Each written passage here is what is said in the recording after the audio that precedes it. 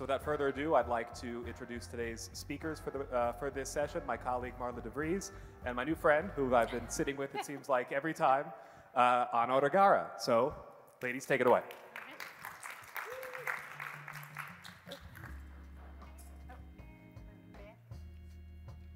So we just want to quickly introduce ourselves. First of all, welcome. Everyone who's coming in, if you'd come up towards the front, that would be great, especially in the first 3 rows. That would be fabulous. We're going to get going and jump in because we have 55 minutes right now for our presentation. And about 95 minutes of content. So. Absolutely. So, real quick, Marla, why don't you introduce yourself? Sure. I see a lot of familiar faces. I'm Marla DeVries. I'm the Chief Learning Officer at the Greenhouse Project. I've been with Greenhouse for almost 10 years. And I'm just really excited about this whole track. So I don't know if you're going to be coming back to this room, but there's just some really cool things that we're going to be talking about in terms of learning and growth. And so I'm happy to be here. And I got to work with Ana for... I get to work with yeah, so good. So my name's Ana Ortega, and hanging out in the field of aging, I'm a gerontological nurse specialist, and did a lot of different things, but I have to tell you, one of the things that has given me so much joy over my whole career is growing into being truly an educator. I mean, it's so good. Who thought when I went to nursing school, I've never had an education course? I was like, how could this be? And it's given me so much, well, I did have an education course, but what joy. I also want to just allude to what Marla said. When we were both on the planning committee for this conference, and we said, it feels like it's such a tricky time for organizations about everything. But what about where they're at in terms of being a learning organization in this moment in time? So that's why we decided we wanted some sessions on that. So, Marla? Yeah, so y'all are probably familiar with learning circles, so we want you to spend a few minutes with your table mates and just have a conversation. So when you think about education and your organization, what have you learned? What has the past 2 years taught you, or what have you experienced related to education and training? Kind of to get at what is your current reality right now. So spend about 5-6 minutes and have some conversation about that.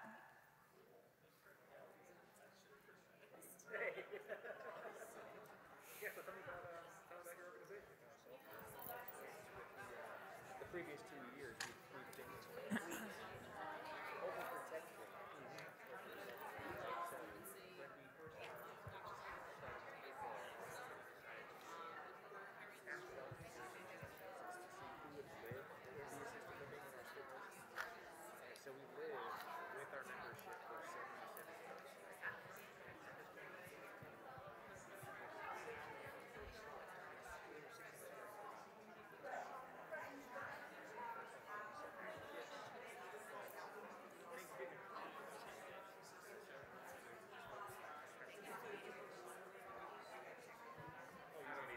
And I'll let you debrief it. Yep. That works for the organization.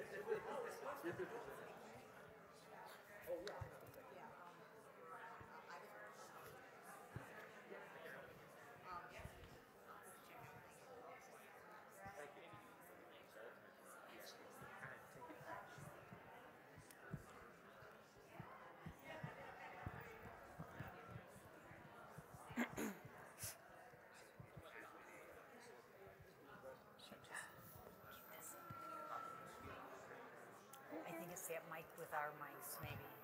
I can run around with that. Do you want me to? Yeah. Yeah, turn it off. I'll turn it on right when I get to it. Okay.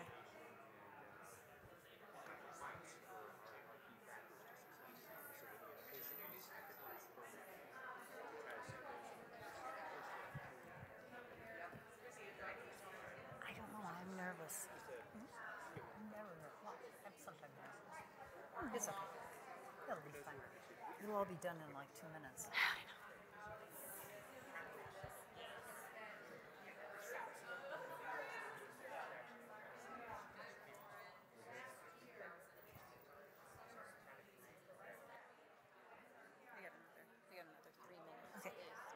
found out that it's Alex, right?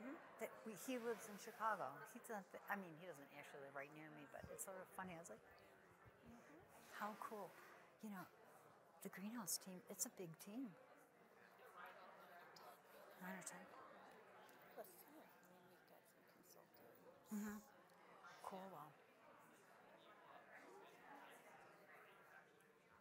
When everybody went up, I was like, there's a lot of people I don't know, which is not illogical, but I was like, wow. Except me and Alex, we've been like next to each, he's right. We've ended up next to each other at everything. So it's all good. Let me take this off.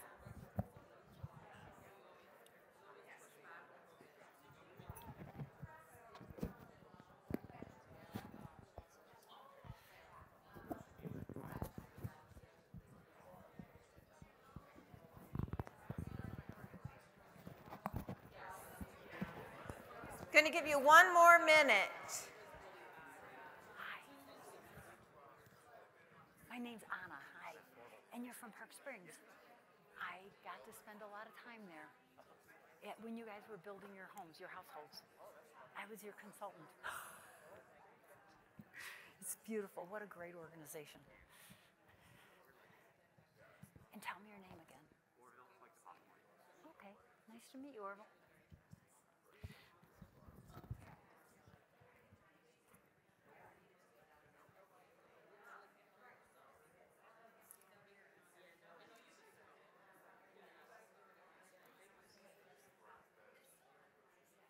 People are talking to each other.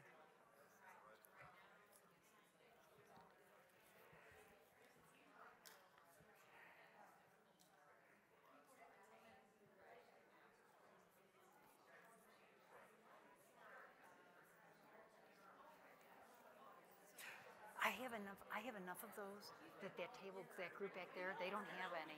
But when I hand them out, we can give those to them. Or I could do it right now. Okay.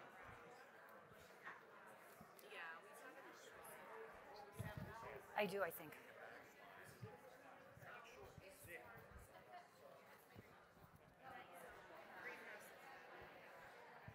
Hi. You're going to need these for... Sure. Here, if you pass those over. Oh, I think there. Good.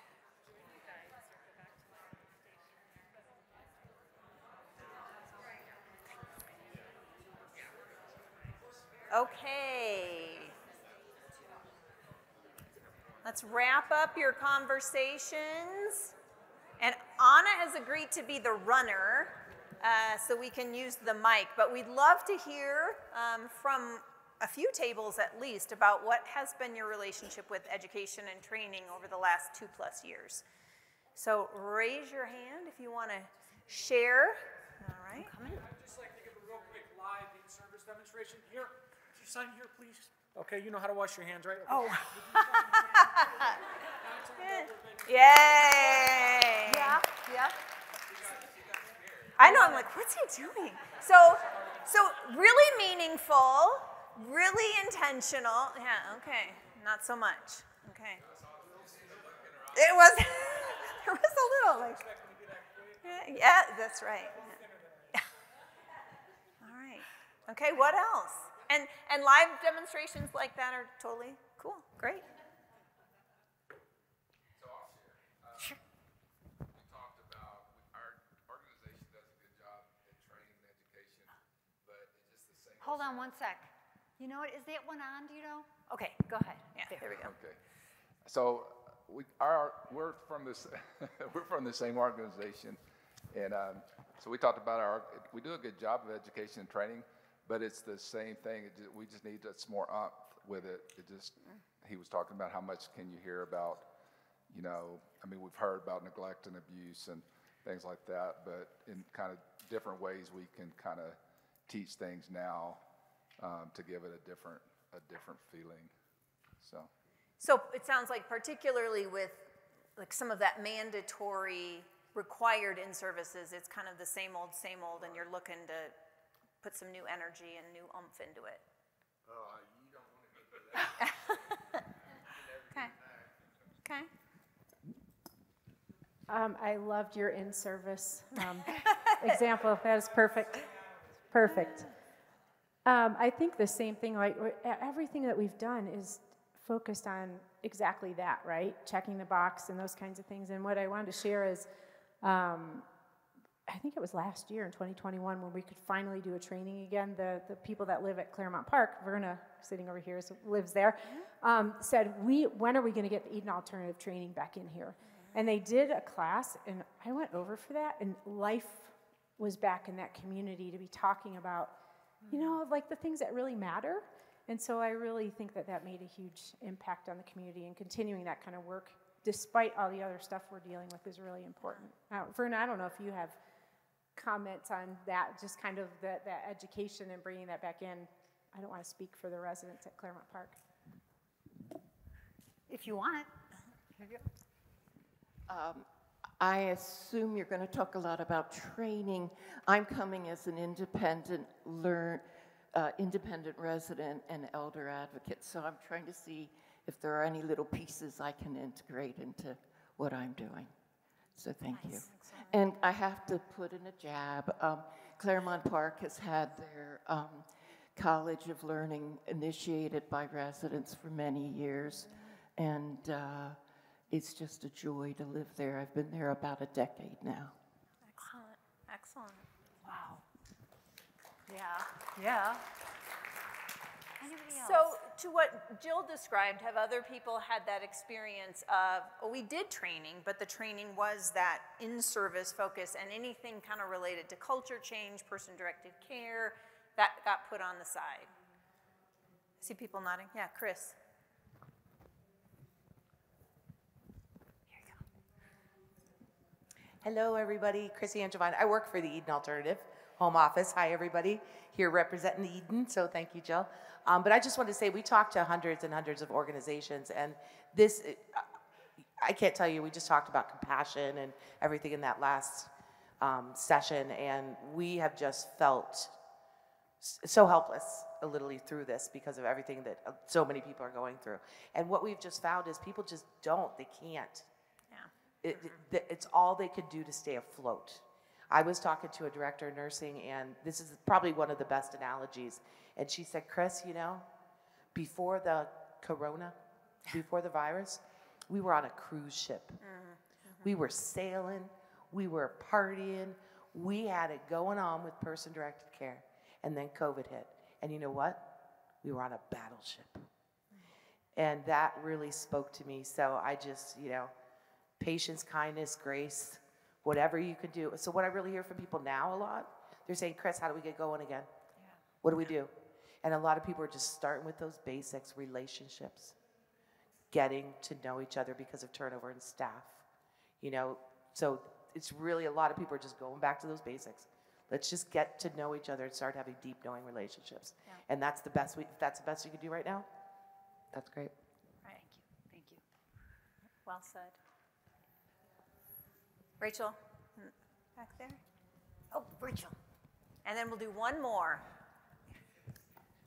Hi, you're good.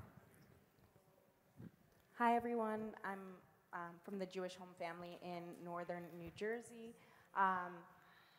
Obviously, as most of you experienced, we had a bit of a learning plateau during the height of COVID, but you know, we're very lucky at the Jewish Home Family to be led by an extremely dynamic force in the industry, Carol Silver Elliott. So I'd say that as far as learning goes, we've had pretty endless opportunities. They've had to be modified. A lot of them have been in an online format or Zoom, but we're definitely lucky in that respect. So Absolutely, yeah. obviously there's always the mandatory topics that we have to learn about and cover, but she is quite the trailblazer, so we've been heavily involved in continued learning and this cultural change. Nice. Thanks, Rachel. Anyone else, your experience with learning?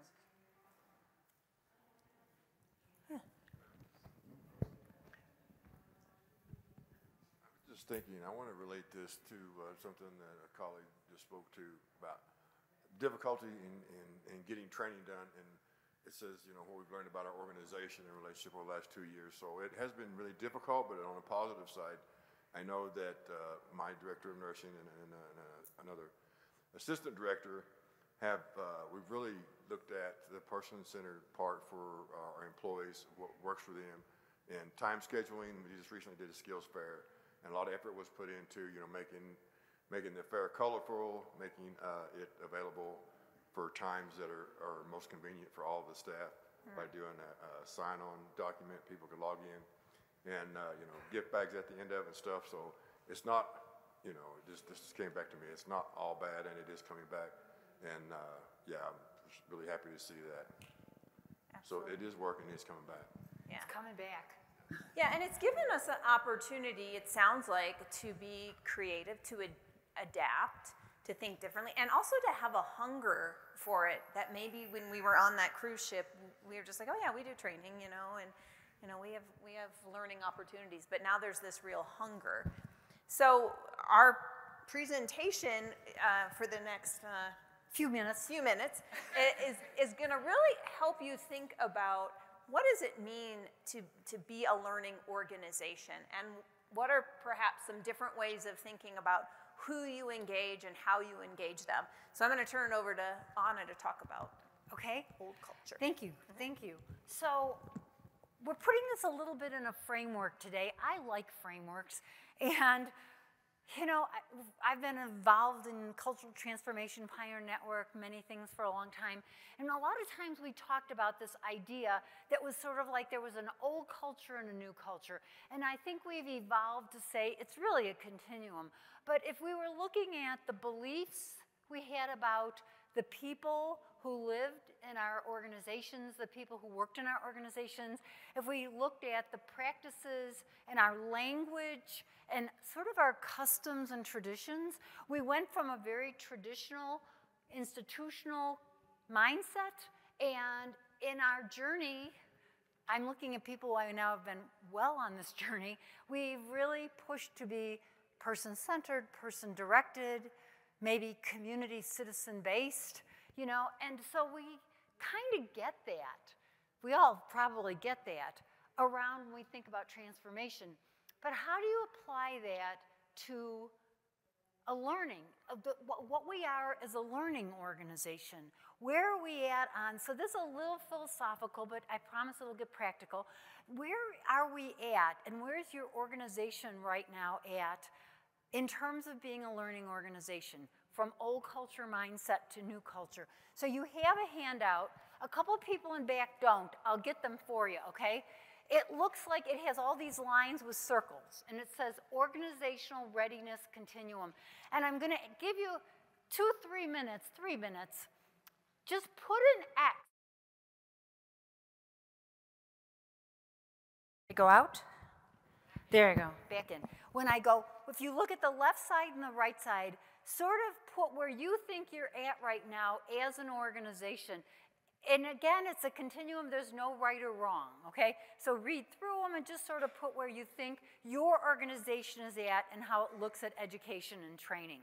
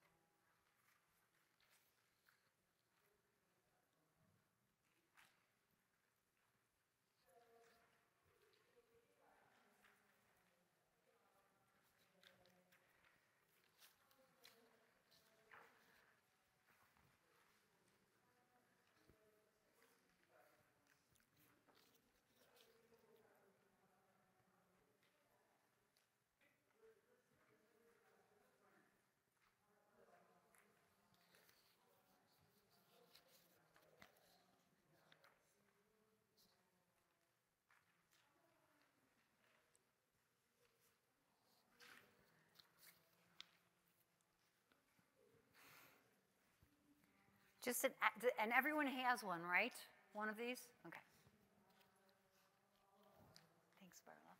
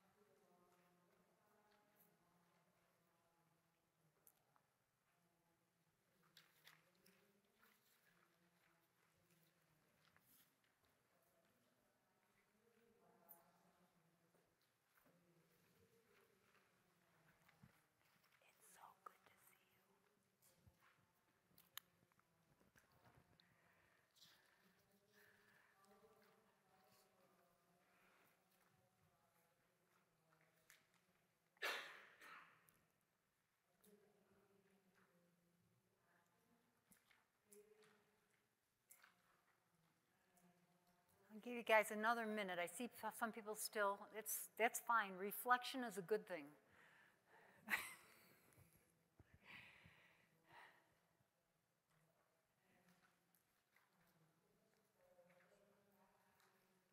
Okay. So I want to ask, any ahas, any insights, anything particularly stick you as you read these? And again, there's no right or wrong, right? And how you are looking at your organization right now might be different than you would have looked at it 2.5 years ago, and that's probable. Actually, that's probable. But any insights or ahas when you looked at some of these polarities? Any thoughts? Yeah. Are you willing to? All the way back.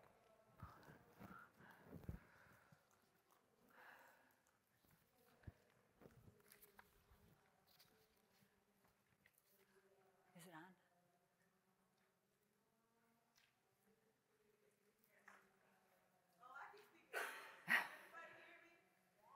Learn to facilitate. So, I think some of these questions are really hard to answer because what we did pre-COVID and what we're doing now, Yeah. and each organization is trying to balance that when we're actually facilitating back into the office.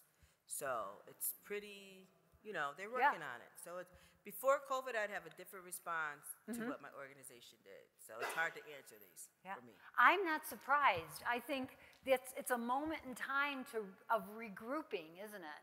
So absolutely, that seems logical. Any other ahas, any of these indicators hit you in a certain way? Yep. This is how we get our steps. Yeah, that's right. Yeah, looking at like the old culture, it just seems very robotic, very black and white, no thought behind it, where the new culture has some openness, flexibility, and thought. So it's definitely a difference between the two. Yeah. I noticed. So it really is a different culture Yes, of it looking is. at organizational education and organizational learning. Thank you so much. I wanted to follow up on what the young woman said in the back. We bandy around these words facilitate and collaborate, and unless we know what they are specifically and our people practice them, nothing will happen. Yeah, so seriously understand what those words mean, and then what do those look like when they're put into operational practice? Thank you. Anyone else? Any insights? So my insight is just, when I look at this, I tend to become a little frustrated because like my organization, we were doing better. And now, I know we talk a lot about COVID, but I feel like we've settled into this. Ooh. And now we have the new challenge. And what is that? Staffing. Yeah. And when you're trying to care for these elders with not necessarily, the staffing we really require, it's having that time. And we know it does take time. It's just really frustrating to look at this because I know we have so much in us to deliver this, and how do we reorganize to get here? Because we got to find a way no matter what hurdle is in front of us. And so I think it just felt like we were taken down by COVID, and now the new challenge is staffing on top of some of that COVID issue still. And sort of what is the road back? Well, and this is like no judgment. No. But we do need to have that time for self-reflection and to acknowledge we're not where we want to be. We're not where we were, but this is our new starting place, and what can we do to move things forward? Absolutely. And it feels to me like it's an not to be too cute, it's an opportunity to kind of go big picture, and as pleased as we may have been with where we were before, I bet back then you said, oh, darn it, if only, I bet, right? And so to be able to take this moment in time as an opportunity to refocus and say, what do we want to look like as we go forward as a learning organization? And the other thing, as Marla said, this is no judgment. And I want to say something else. Nobody is saying that this is, we were going to put numbers on this, and then I was like, we can't put numbers on this because this is not a validated tool. If you scored like a 7 and a 4 and a 3 and an 8 and you added up and you said, Anna, what does that mean? I'd have to say, well, really nothing. because it's not a validated scale, but what we thought was it's a way of thinking for yourselves about where are we at and all of that. So I want to be clear about that. If we ever validate it, I'll let you know. So, and the other thing is, the quote at the bottom there, it says, wherever you are, that's where you grow from. It's our moment in time. So I want to talk real quickly, or pretty quickly, because I'm probably getting us way behind, and that is, I think this is a nice, if your organization has never really considered what it is to be a learning organization. I know you have in many different ways, but there's a body of knowledge out there on learning organizations. It was really created by a lot of people, but Peter Senge was certainly a major impetus for that, going back to the 5th discipline, and then huge amounts of writing afterwards. And I just sort of love this. It just says, I gotta read it from here. So if you think about a learning organization, because I believe a transforming organization has to be willing to be a learning organization. So here's some of the key ideas behind it. It says that learning organizations are where people continually expand their capacity, their ability to create the results that are truly desired. It's continual. Where new and expansive patterns of thinking are nurtured, where collective aspiration is set free. Oh my gosh, this is sounding so grandiose. And where people are continually learning to see the world together. So here's what I want to say. Senge said something that I think is just cataclysmic. He said, if you're a learning organization, you don't even know what you need to learn until you're living the experience. So that doesn't mean you don't start anywhere. You start somewhere. If you say, this is what we believe person-directed living looks like, and these are the Eden principles or pioneer values, and you say that's where we want to get to, you are absolutely going to start to do some things, change some operations, do education around getting there. But we're saying that's not the end. Once you have that curriculum in the book, that is only a starting place. Because in that, and as you start to live it, then you say, aha, oh my goodness. When all we said at the beginning 1,000,000 years ago was, we've got to stop calling people patients, because if you're a patient, you're a sick person, and that changes how we look at them, right? And so we said they're an elder, they're a person, and then that led us to, well, people we have to know them, and they should be able to have choice in their day. And at first we said things like, do you want to wear the yellow sweater or the blue sweater? Oh. And then we said, wait, that's not really power and choice, so, give me a break. And then we said, well, people should get up when they want, and when they get up, and they should be able to eat what they want.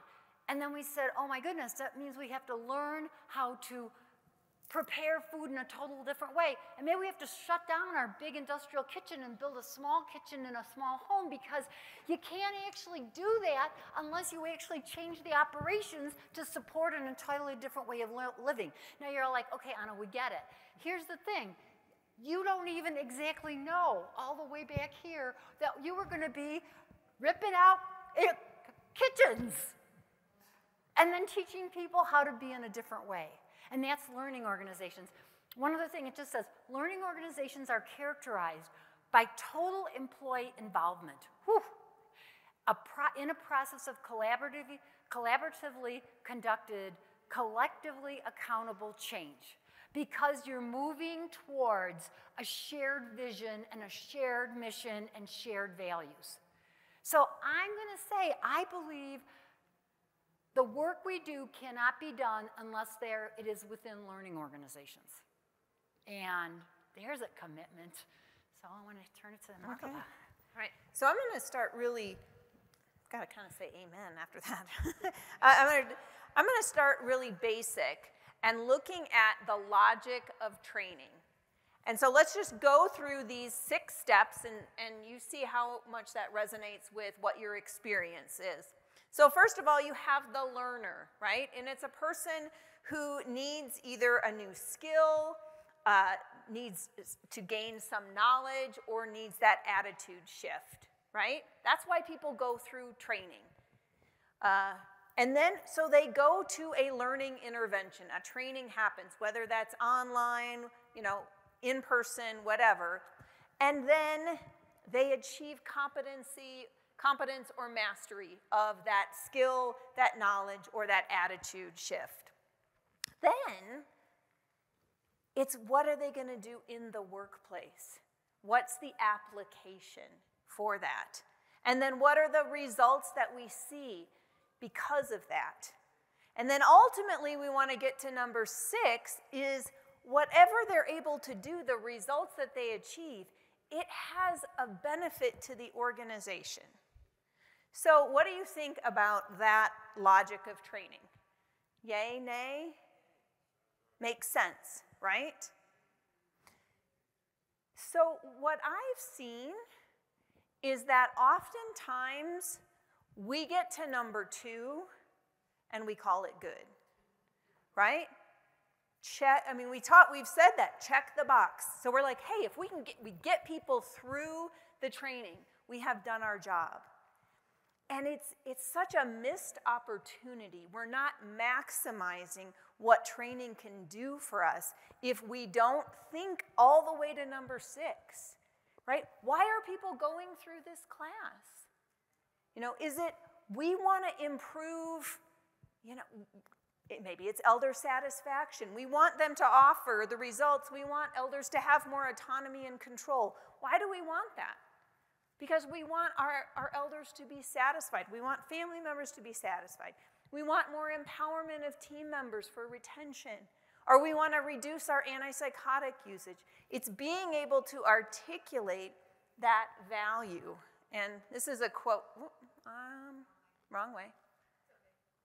Value does not come from exposure to the training, but to the performance change it leads to. We've got to always be thinking about what number 6 is. So this is about being a learning organization. The other way that the title that I keep running around in my head is learning is a whole organization responsibility. And your second quote really talked about that. So when it comes to training, typically now in your organizations, who's responsible? Would you say it's the whole organization's responsibility right now? No? Should be, but who right now is, when we talk about this path, who's involved? Management? How are they involved?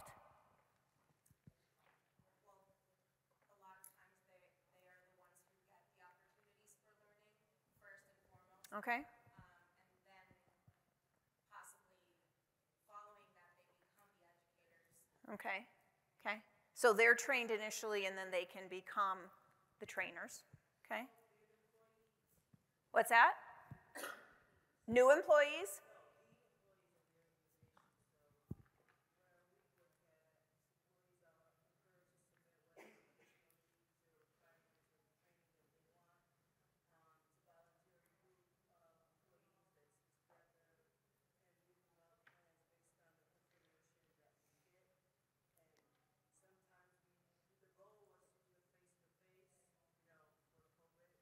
But COVID left, so now we do a combo of on-learn session through VI, Zoom, and collaborative efforts like that. So it comes from what the employees want, and then we put it out there. Okay. So the learners are really involved in the learning, right? And in your case, it's helping. They help to determine what those topics are. Okay. So typically, what I find is it's the learners and it's the trainers or the educators that are responsible for this path. And what we want to do is expand our understanding and talk about the 4 key players in your organization for getting value from the training. So senior leaders, the managers of trainers, the learners themselves, which we talked about, and then the trainer educator. So what we're going to do in pretty rapid succession is go through what are the responsibilities and opportunities for each of these to be involved. And you see that it's a puzzle piece, right? because we all have to be working collectively and collaboratively to make it happen. But what do they do so they can have that number 6 impact? So Anna's going to jump in with the first one. And I'm going to start by...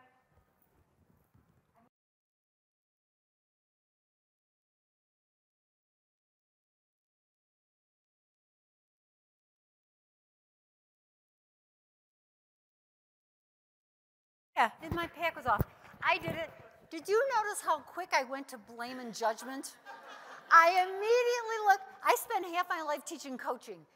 By the way, sir, it wasn't on. Okay, sorry, I apologize. So we want to talk about senior leaders. And senior leaders, you know, if you think about it, they have such a role to play with all the education, whether it's an individual initiative or an overall plan of the organization, because theoretically, they should get the big picture. They should understand how whatever it is, the initiative you're working on, the education that you're delivering, that you're planning for, how does that connect to the goals of the organization, the vision of the organization? I mean, that sounds so easy, right? But how often do you see senior leaders really talking about and doing a stump speech and the walking around of role modeling leadership, really discussing how this education, this process is going to impact outcomes? And then they got to neutralize threats, because you know there are threats to every educational, I want to say initiative, but I don't want to reduce it to this one thing. So here's what I mean by that. What gets in the way of the best, most beautiful plan? Oh, sorry. Thank you. What gets in the way of the most beautiful educational plan? Money. Sure, what else? Time. What else? The work, other work, the actual work. Staffing, if you're having staffing challenges and you don't have as many staff members, right? The changing priorities of every day, a new COVID outbreak. There are things that can derail your best laid plans. And we're saying senior leadership has a role to play that to, as greatly as possible, neutralize threats. And then I love holding managers accountable, because as all those threats are happening, managers, the direct managers, can get so sidetracked in not having that education as a priority. And this isn't, it sounds like I'm blaming. I am not blaming. I've been that manager that's like, how are we going to do this class? I don't almost see it. And so if senior leadership isn't removing barriers and obstacles for those managers, helping them see this is a priority of me, I really do support it, you know, the manager doesn't have that much incentive to keep it as their priority. And then one or two, that the senior leaders can keep tying the actual educational initiative to the goals of the organization. I love that if I'm a senior leader and I've attached my name to this work, and I'm talking about it in meetings, and I'm hearing from the actual trainers and learners the impact that it's had on them, and I as a senior leader can be discussing that in management meetings. You know, I know the classes have started, and I've heard that this and this has happened, and you know, Marla, who's doing the education, told me about this great story. This senior leader can be the storyteller that then keeps it right front of mind. So I feel like the senior leader role can't be underestimated. So then we have, I'm not going to blame, because I know I turned it off myself. So then we have the managers of learners. And Rachel, you talked about them kind of becoming trainers.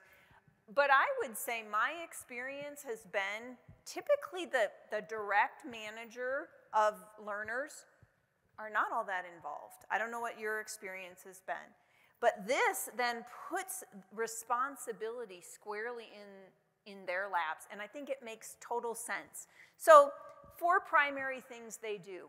Prepare the learner, those that they supervise, prepare them for going to the class. This is the vision. They've heard directly from the senior leaders what the vision is for that learning and what the outcome they want. And they are expressing that. Have you ever, those of you that are trainers, have you ever had a class and you've had people come in and say, I don't know why I'm here. I was just told to show up. Right. And they just told me 10 minutes ago. Yeah, yeah. So are those people ripe for learning?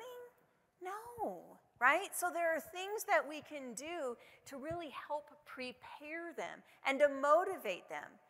And it's not just about, well, you have to show up or you have to get your in-service credits. It's about what's in it for you, how this learning can help you do your job better, how it's going to connect to what's important to you.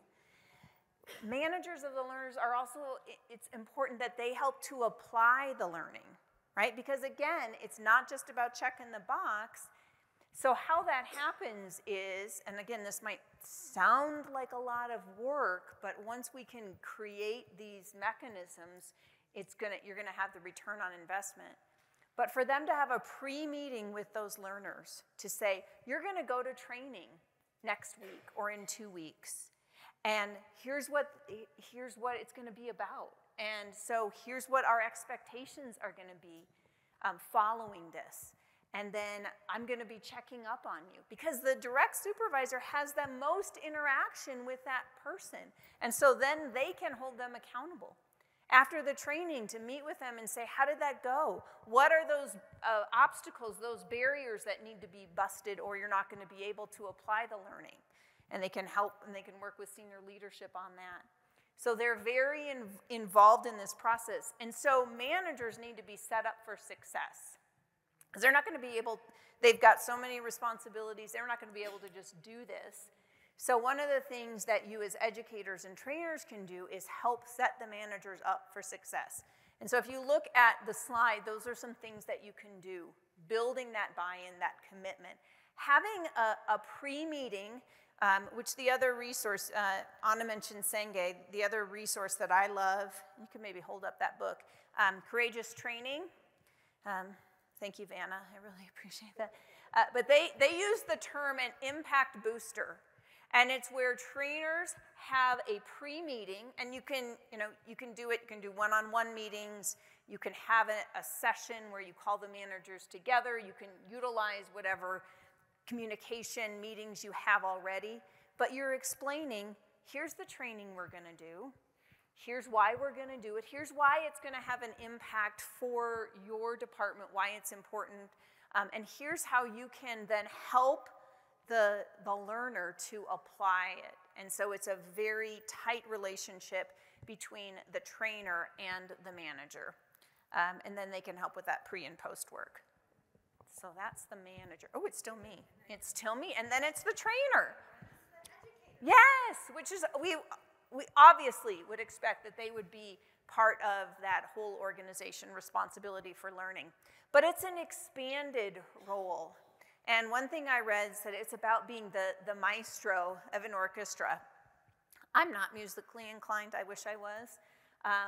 And so I'm envious of that. And I don't know, during COVID, I watched Mozart in the Jungle. Anybody watch that Amazon show? Right, so I like the maestro, right? All of the instruments, they're in charge of making them maximize their sounds, bringing it all together. And that's the role of the trainer or the educator. They're having a meeting with the senior leaders and saying, okay, so what are the goals that you want to achieve with this training? I was blessed when I was out in Utah working for a not-for-profit organization that had 5 homes. And I had a very close relationship with the CEO. And as the educator, I had his ear all of the time. I can't imagine doing my job effectively if I didn't have that ability. But then they're also doing those meetings, that pre-work with the managers to get them on board. They're conducting the training. They're working with the learners. They're helping them to identify the barriers. They're helping them to create what they call an impact map and then be able to tweak that to say, okay, this is how I'm going to apply this training. Oh, now here's what I've learned. Ooh, I think this is how I'm going to be able to apply it. And they're helping them to continue to think about that And then there's all of the follow-up work that they do, meeting with the managers, evaluating, doing some of that reminder, right? Because we know we don't learn something once and then it's just totally embedded in here. And then they're evaluating. Did we get the return on the investment that we hoped we wanted with the training? So that's why it's an expanded role. All right, now I'm going to turn it over. And Marla gave you an example of... Oh, yeah. It's okay. It's okay. You want to say anything about it? No, go ahead. About the impact map. And just so you know, these slides were uploaded to the site. So if you haven't seen them, please don't try to take all those notes. But I do think that this is a tool. To me, this align. I feel like I'm yelling. This feels like it aligns then with a learning organization. It's a process of this ongoing evaluation of where we're at. And then we're left with our last couple of minutes with learners. Oh, the learner. So I don't know, what do you think of this statement? Most training fails to get used back on the job because there are obstacles or disincentives for the new knowledge and skills to actually be put into practice the way they were intended. How does that land on you? Am I being negative? Pardon, it's real. Why is it real? I mean, so you people, how many, just raise your hand, do you feel like, wow, it's sort of stopping on that road that Marla laid out earlier. It's like you schedule it, you do it, you plan it, you create it, you teach it, and it sort of stops. Well, the other impact of that is, how does it actually live once that learner gets back in the world? So what are some of the disincentives, some of the obstacles that stop people from practicing whatever it is new that they've learned? Because you've just spent a lot of time on all sorts of amazing concepts that they're all so bought into in that class. They are so jazzed. They are so excited. They are giving you every right answer as they're doing critical thinking exercises. Why are we teaching it? They know this. They don't just know it. They revel in it.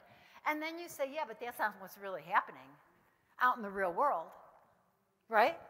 So what's that about, Jill? I think it's what Deke said this morning is part of it. I think what Deke said this morning is part of it. The organization isn't ready, right? And you go back and team members try to do these things, and then their supervisor's like, we don't do it like that here. And you just end up with people more frustrated than they were before they went to the training. That's what I've seen. So that the training is almost rude. Because to teach people, if you teach people these concepts and then they aren't actually supported to actually do them, then like, what the hell are we doing? Right? Anybody else thoughts about this? I mean, I think this is big, and I want to say, you know. Supply and vendor issues. So what about them? So not having the supplies for the new procedure or whatever it is that you're asking your learners to do. Okay, so the sort of the materials and supplies, and you know what that reminds me of? Does anyone remember the work that was done about first break all the rules and what make highly satisfied employees? And there were it's all from Gallup work. And they said the two things that are the biggest determinants of whether employees are going to be satisfied, they have to answer yes, strongly agree with different things. The two top are, I have the material, number one is, I clearly know what's expected of me at work. The number two is, I have to do my job right. I love the right. The materials and supplies to do my job right. And if they strongly disagree, probably they're not satisfied, right? Yeah. Rachel. So if you're doing a research paper, you want it to get peer reviewed. You don't just push someone off the cliff after they learn something. You have to check back in. You have to, see what's working, what's not, and continue on in that process, working as a team to make sure the tools are being implemented. Otherwise, it's just for nothing. So what are we doing otherwise? Why wouldn't we evaluate? Why wouldn't we be able to give feedback and really recognize how close are we getting to the outcome we were trying to achieve? I think sometimes it's a matter of they're all excited, They want to put this in practice, and what happens, they get right back into the old routine of, this is scheduled, that's scheduled, I don't have time to put this in practice, and they need to practice it. So if people don't have time to practice, and if the infrastructure isn't supporting them to do it in a different way, they get sucked right away. They're not able to do it in a different way. Thank you. Yeah, I think along with that concept is of coaching. And if you're learning a new skill, you need someone to coach you. And, you may fail at something, and you need to know that that's okay, and you can try again. And so I think the concept of coaching is so important. It's huge. It's right. It's a part of the process.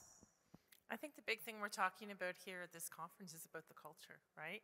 So if you have a whole crew of folks that are long serving and you've gone and trained just a small group and the other folks haven't come alongside and they're not ready, you come in and they're all excited and they're keen and they're like, but that's not how we do it. Right. What are you doing, right? And then they're disengaged because now we haven't set them up for success. Right? So if you have this small group that's launched without a rudder. It's change management, right? Thank you.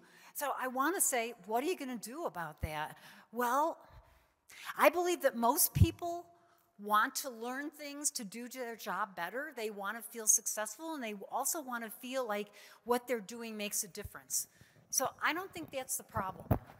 Sorry. There. I don't think that's the problem at all.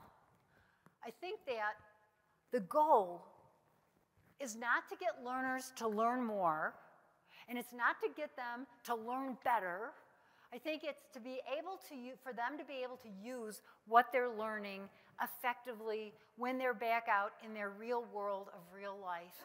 And everything you all said is crucial and central. And I really want to go back to the coaching, because you're right. If there aren't people right there ready to help coach them in this new way of being, how are they supposed to know how they're getting it right, how they're succeeding? So I just want to say there's a few key strategies to do to support learners. And one, we talked about it earlier. Somebody said, I think the lady all the way in that back table, who I don't wish I knew your name, but I think you said that you're involving the learners in determining what needs to be learned. Mm-hmm. In a learning organization, the people who are directly doing work have more understanding and knowledge about what it is they need. What are their learning needs? I'm not saying we're asking them to write the curricula. That is not what I am asking. Although if they participate in some ways of contributing, that's great. But they can identify their own learning needs. And then they need to have opportunities to reflect on what they're learning in the classes. And then as they leave the classes, it's what Marla already talked about, so I'll just speed right past that they have chances with their managers, with the educators, to reflect on what they've learned, what the implementation looks like, and get feedback all along the way. Just a couple more things. We want to take obstacles out of the way, and I feel like now I'm just preaching to the choir, because you guys, you said, when they get back out there, if they're the first group that got trained and you're asking them to start doing it differently before anyone else has a vision or concept of it, probably you're putting them on a bad island alone. And that's not helpful. So maybe you say start to practice these things, but you also recognize that they're going to need more support around them as they do that. And you want to keep having dialogue with their managers constantly about how are you seeing it going? What are they saying when they're coming back from the education? How are you seeing them implement? How are you giving them feedback? So you're keeping that as a trainer, as a leader, you're keeping that manager right at the center of this entire process. So that's a lot of content. So it's a lot of content. Yeah. So we want to share with you, and you should have this handout as well, which is a take-home worksheet. So this is how do you apply being that learning organization and looking at those 4 different roles and engaging them in a process. So I encourage you, right at the top it says, pick a title, pick a training an upcoming training that you're going to be teaching. And then walk through this worksheet and say, how can we engage the senior leaders? How can we have that impact booster session with the managers and get them to understand what the training is and get them to understand their responsibility in that coaching and that pre-work and that follow-up work, and how can we engage the learners and go through this process and then evaluate it. On the back side or the second page, you'll see the 4 steps because we had that impact map on there. So you'll see those are the 4 sections.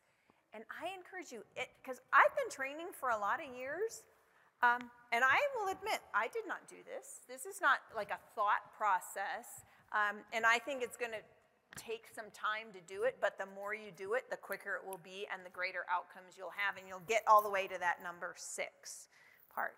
So with that, we want to thank you. Wow, that was the fastest hour of the whole day, I think. So although we were going to do this last slide as a learning circle, because we're out of time, I'd ask you to do this individually. What's one thing we know from adult learning? If you can say one thing you're going to take away that you want to put into action, you're way more likely to do it. So if people would just take 20, 30, 40 seconds, one thing you heard today that you think is at least worth thinking about and playing with a little bit, and write it down, put it in your phone and send it to yourself. And then when you look at it later, it'll be like a double reinforcement. And then you're welcome to leave. Before you do leave, if you need CEUs, please come find me by the door and I will scan you out. Also, please feel free, please leave some feedback on the app for the session. It really does help us, and it's going to help us a lot next year when we do our first joint Greenhouse and Pioneer Conference from the ground up together. So thank you so much. Thank you to Marla and Anna for a great presentation. And if you need CEUs, I'll be by the door.